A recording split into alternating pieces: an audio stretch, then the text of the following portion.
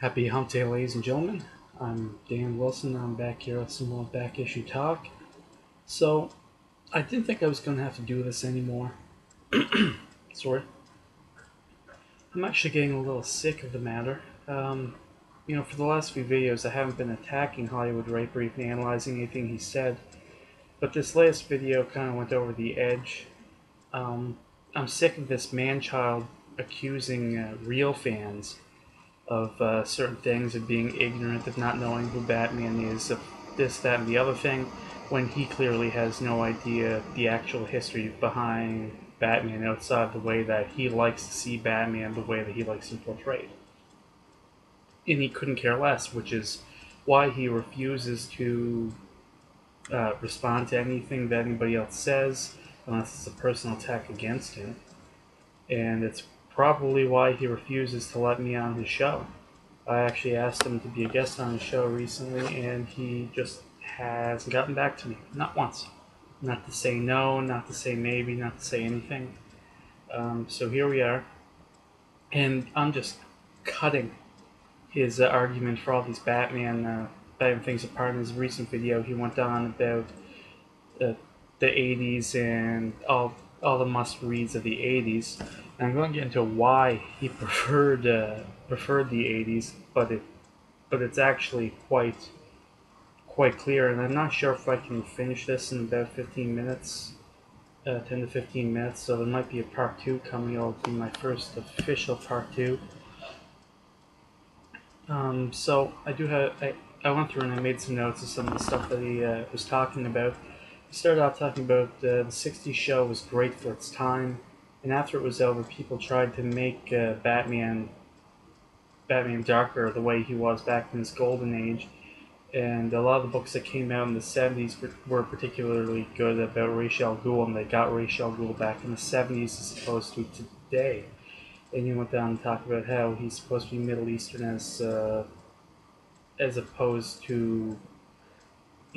He's talking about how he's supposed to be Middle Eastern as opposed to Liam Neeson, who portrayed him as a terrorist. He portrayed him as a terrorist. I think he did a great job, though. Or as Kim Watanabe as an Asian. In particular, on the same note, he went back to Card, and the Card was first introduced into the Batman comics just 3 months before the Batman '89 came out, Tim Burton's first Batman movie. He was actually created by the screenwriter for the movie, Sam Hamm. And Hollywood Rape says that they did him right back then in Blind Justice, when he was training Batman, this, that, and the other thing, which he actually did do in Batman Begins, but I guess that completely escapes him. In Batman Begins, Henri Ducard he is Ra's al Ghul, be it if Ra's al Ghul is just a title in this known universe, or if he's the actual person just using an alias. But Henri Ducard, the way that he acted, his mannerisms, that was Ra's al Ghul. The way that he uses people, that's Ra's al Ghul.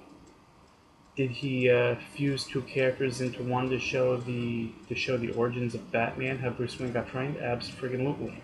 They didn't have the time to show him going to Paris to get trained by this potentially crooked cop, Henri Ducard. And it's actually interesting because Hollywood Rape makes an argument that the real Batman and to an extent Tim Burton's Batman kills people, like Michael Keaton killed the Joker at the end of the Batman '89 movie. And there was actually recently, in the New 52, in Gotham City, a vigilante called Nobody emerged, who was essentially the antithesis to Batman. He wanted to disprove and discredit Batman, saying that his methods of non-lethal force were useless. And it turns out that Nobody is actually Morgan Ducard, Henri Ducard's son. So anyway, I thought that was cool. The next that he brings up are Frank Miller's Batman books, in particular Batman The Dark Knight Returns and Year One. It's not the first time that Hollywood Rape has brought up Year One or the body of work of Frank Miller.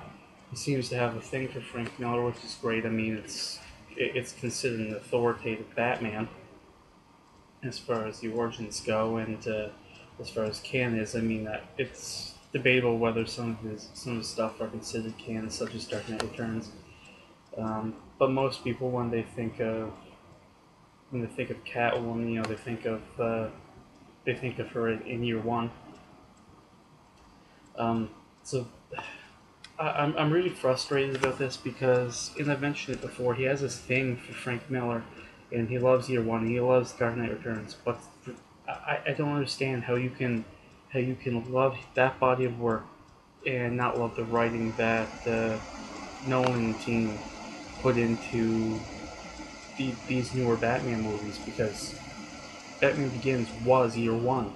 That's what it was based on. Tonally, it was absolutely Year One.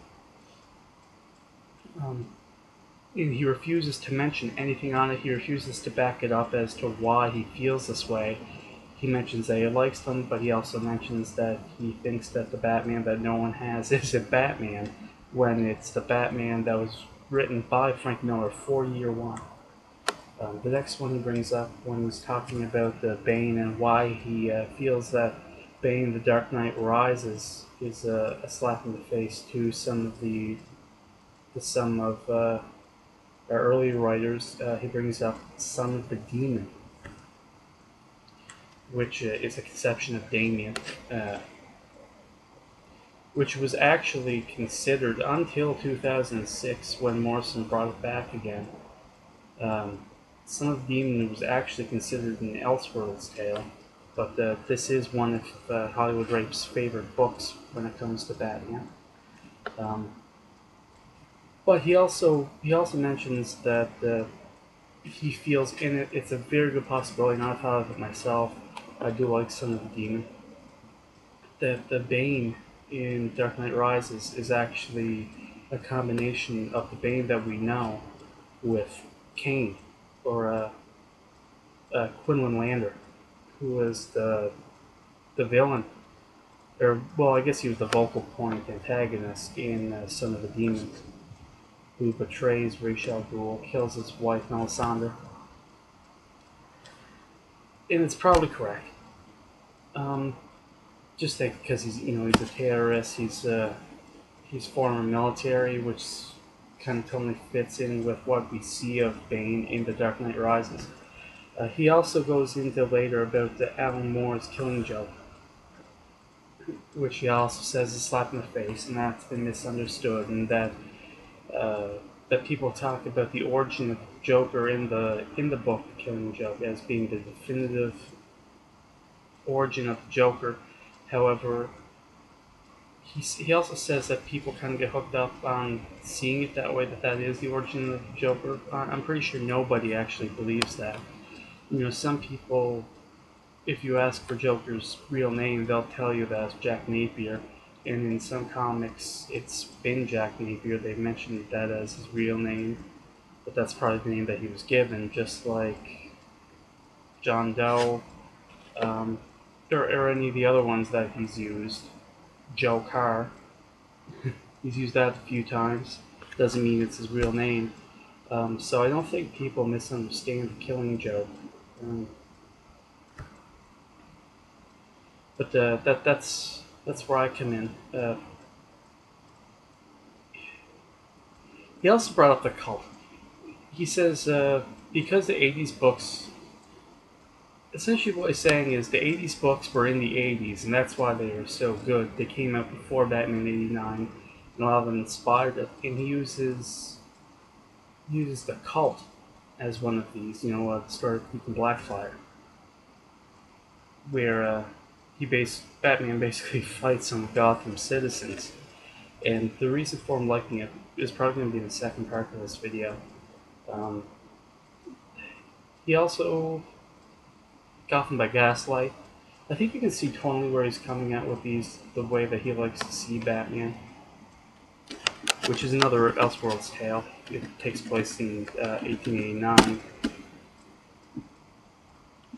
And the last one he shows us is a serious place on Serious Earth, which once again shows him what kind of Batman he likes. He goes on to accuse everybody who doesn't have the same opinion as himself towards Batman he accuses us of allowing Warner Brothers and Nolan and Goyer to shove who they believe Batman is, which to me that is who Batman is, but Batman is who the writers say he is. It is very clear the kind of Batman that HollywoodRape likes.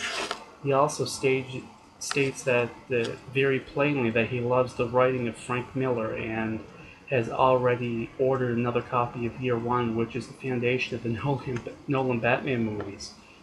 They're very grounded in real life, whereas the Batman that he likes to see exists in the cult, Gotham by Gaslight, and other collected issues where Batman exists in the Gotham City that is very much and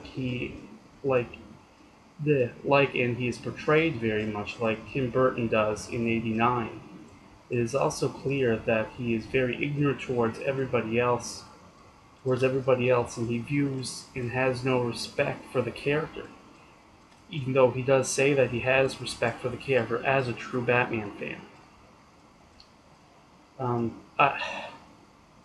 He just doesn't like Batman or Batman comics, which is very clear to me. He doesn't like the Batman, he doesn't like Batman comics, and he doesn't like Batman on film unless it's done his certain way, the way that he likes it, which is very gothy, very dark and melodramatic and over the top.